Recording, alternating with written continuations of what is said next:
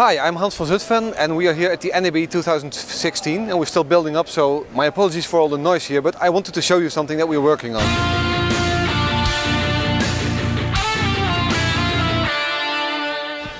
This is a new technology called micro MPX. You might know MPX over IP, which is often used to get a good quality link from a studio to a transmitter without needing an extra processor at the transmitter side.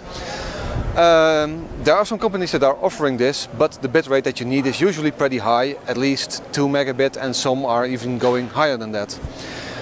We wanted to have a solution to do the same thing at a much lower bit rate, and from that we have a demo running here at this point now, which is called micro MPX, which is doing the same thing, not at 2 megabit, but at 320 kilobit.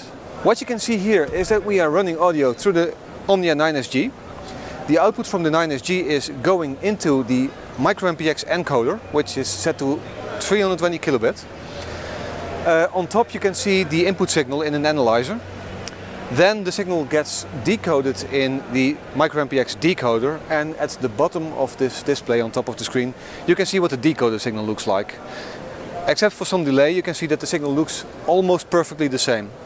And it will also sound almost perfectly the same, so you basically lose virtually no audio quality over this, also no loudness. What you can also very clearly see is that, and that's something that you would normally lose in many left-right connections, the MPX signal both on the input and the output looks very tightly clipped and limited. And the demodulated left and right audio, which is something that the 9SG among others does, which can go up to 140%, that survives the micro MPX encoding. And also the spectrum after FM modulation, which is the RF spectrum, looks the same. So any techniques that you use to reduce multipath, for example, will also survive this codec.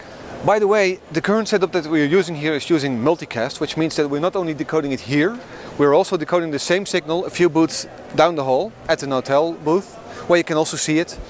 And what we are still working on, but we are planning to implement this in the future, is single frequency network support, so that the timing will also be synchronized. An important advantage of this technique is that you can send your digital MPX signal over your existing STL infrastructure, potentially even over an analog STL.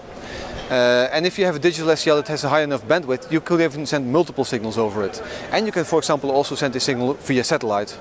Just as a final clarification, this is only a technology demonstration at this point. We don't have a product in which this is implemented.